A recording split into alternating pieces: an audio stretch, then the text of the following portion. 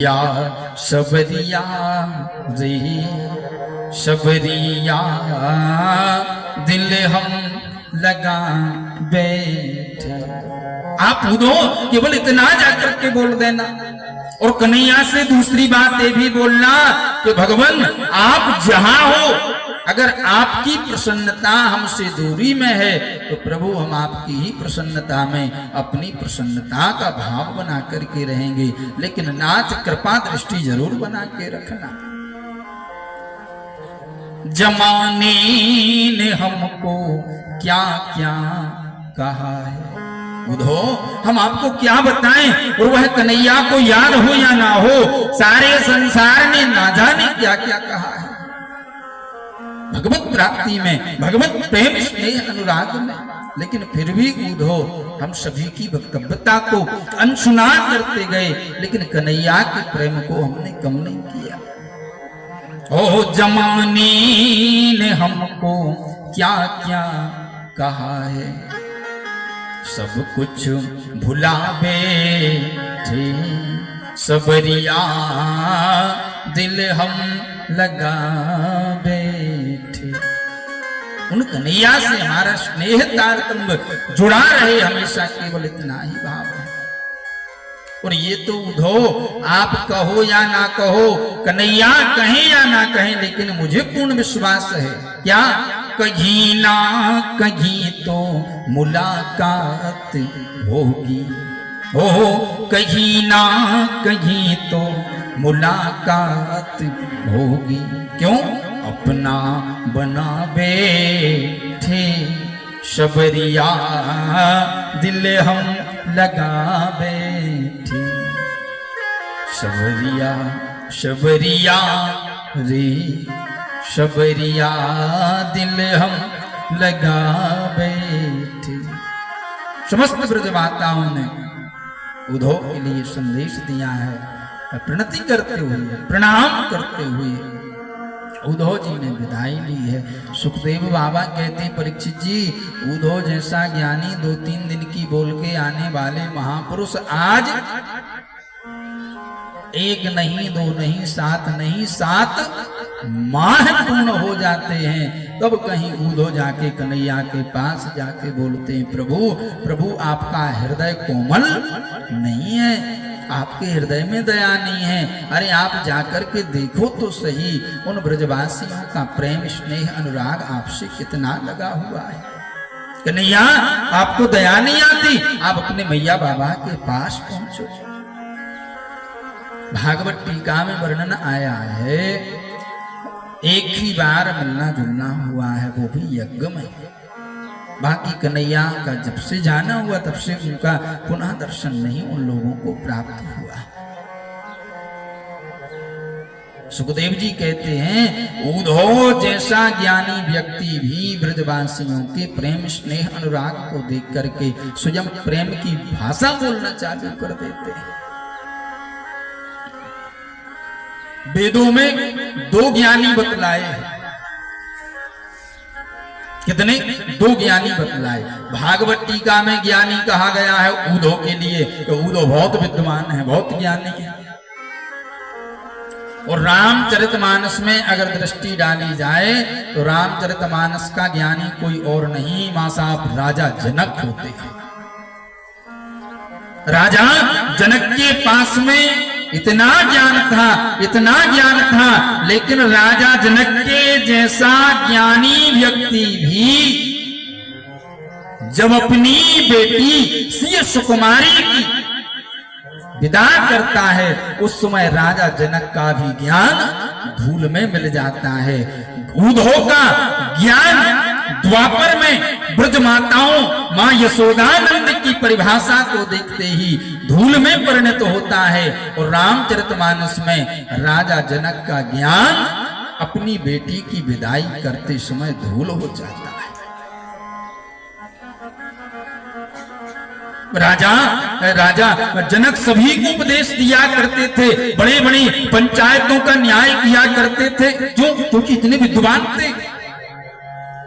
लेकिन भैया याद रखना, रामचरितमानस खोल के देखना, पढ़ करके देखना, जब वैदेह नंदिनी की विदाई वेला होती है उस समय राजा जनक ज्ञानी नहीं अल्प ज्ञानी हो जाते हैं। राजा जनक सबसे बोलते हैं बेटी पराया धन है, लेकिन जब सीय सुकुमारी का जाने का समय पक्का होता है, राजा जनक हाथ जोड़ करके समस्त आए हुए आगंतुकों के सन्मुख खड़े होकर के एक ही भाव बोलते हैं, प्रभु आज और विश्राम कर लो। क्यों?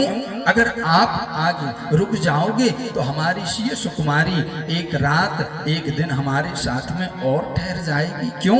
जनक जानते हैं कन्यादान उपरांत विदा के बाद में माँ बाप का अधिकार बेटी पर नहीं होता है।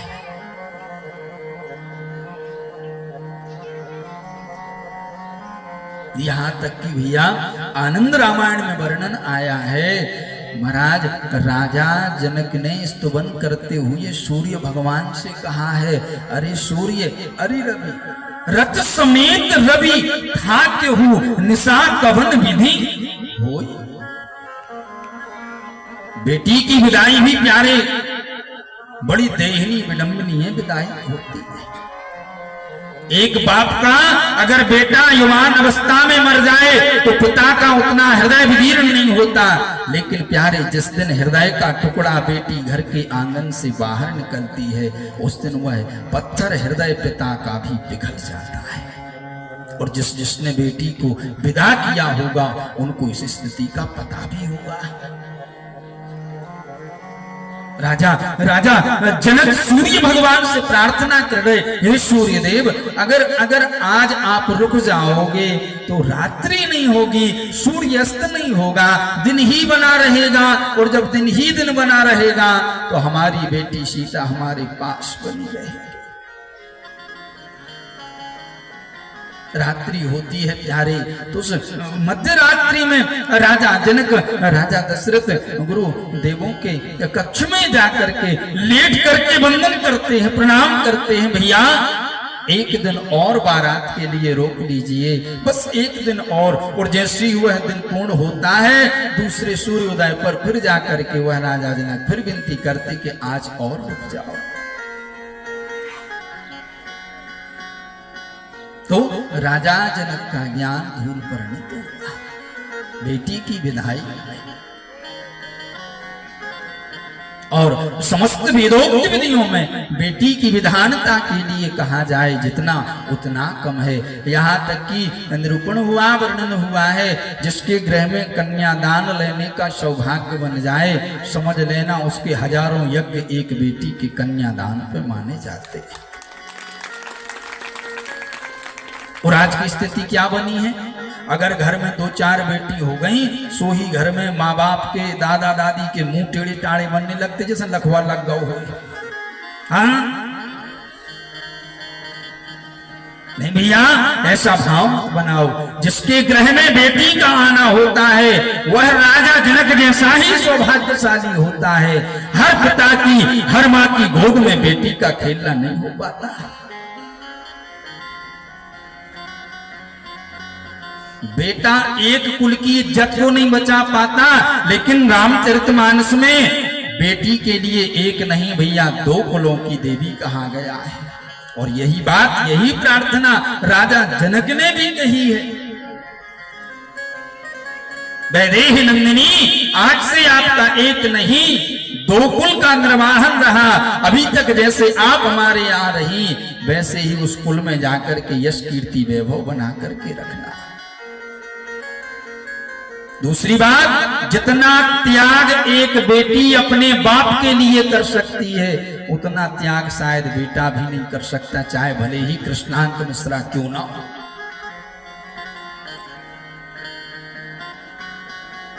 हम तो ये मानते हैं सबसे बड़ी सबसे ज्यादा शुभचिंतक अगर बेटी होती है तो अपने बाप की सबसे ज्यादा चिंता करने वाली बेटी है। हाँ, बेटी जब तक घर में रहे तब तक उसके लिए माँ बाप की चिंता, घर से बाहर जाए तब भी उसके लिए माँ बाप की चिंता। जिस बेटी के लिए हम और आप ऐसा उल्टा बना बोलते रहे, रे महाराज कहां से आ गई, कैसे आ गई। नहीं नहीं भैया, ऐसा बिल्कुल भाव मत रखो। अगर परमपिता ने ये सौभाग्यता जताई है तो उसके आगे की भी व्यवस्था परमपिता जरूर करेगा। घबराना बिल्कुल भी नहीं। भगवान से तो प्रार्थना ये करो कि अच्छी कृपा की जो हमारे घर के आंगन में एक बेटी को आपने भेज दिया।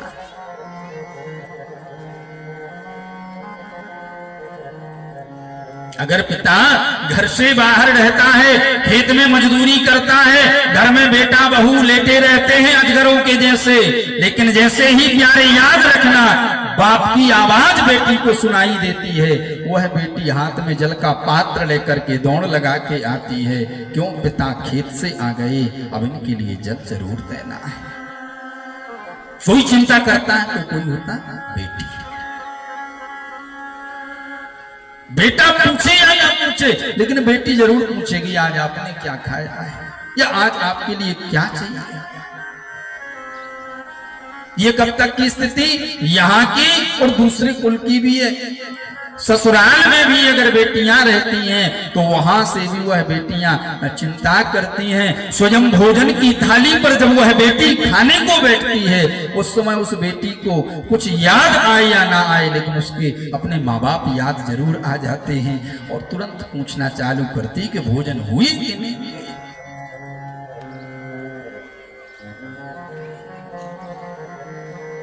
बेटी का रिश्ता भी प्यारे, पिता के रिश्ता की संयुक्तता बहुत विस्तारित बतलाई है। पिता की आत्मा पुत्री की आत्मा संयुक्तता में बनी रहती है। तो राजा जनक का ज्ञान वैदेही नंदिनी की विदाई बेला में धूप होता है।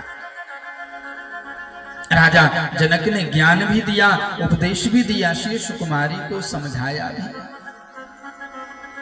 और राजा दशरथ से भी विनम्र निवेदन किया। कोई गलती अगर बेटी एक करे तो महाराज एक बार आप क्षमा कर देना, और उस एक गलती की 1000 गलतियों का दंड मुझे दे देना, लेकिन श्री सुकुमारी को कोई शब्द मत बोलना। और जब वह बेटी अपने गृह से बाहर निकलती है, उस आंगन में उस बेटी के आंसू हमें और आपको बोध कराते हैं। रोते हुए बेटी यह बोलती है, पिताश्री माताजी, हमने ऐसा क्या कर दिया कि आज आप हमारे लिए घर से बाहर कर रहे हो और भाई के लिए घर के अंदर बुला रहे हो। वह रोती हुई बेटी आंखों में आंसू लाते हुए यही भाव देती है कि अब तो कोई मुझे रोक लो कि बेटा घर के बाहर मत जाओ। अब तो भाई रोक दे, अब तो पिता रोक दे, अब तो माँ जी रोक दे कि बेटा अब घर के बाहर मत जाओ।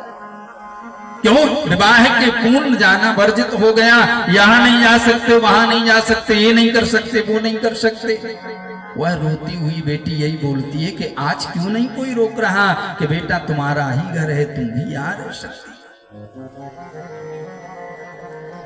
वंदनीय, पूजनीय, स्मरणीय, चिंतनीय बेटी की विदाई का निरूपण भी हुआ।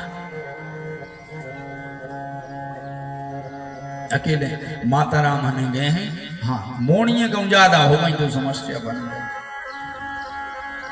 कि बिटिया दैयो तो धन दैयो राम, गरीबी ऐसी दैयो ना। गात हो के नहीं गाओ, अब ने गजो, अब गाने हो तो कागे हो। लड़का दैयो तो धन दैयो राम, बर्बादी मोरी को करे। हाँ ये गाओ, बेटियों को मत गाओ, बेटों को गाओ। ना यहाँ के रह रहे ना वहां के रह रहे, जो है सब बर्बाद बर्बाद बर्बाद।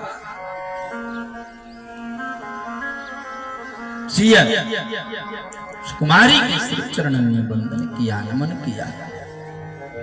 ज्ञान का विवरण करते हुए श्री सुखदेव बाबा ने परीक्षित के लिए श्री गोपी उद्धव संवाद श्रवण कराया। इसके बाद में बाबा सुखदेव जी राजर्षि परीक्षित के लिए श्रीमद् भागवत महापुराण के जो परम उपासक हैं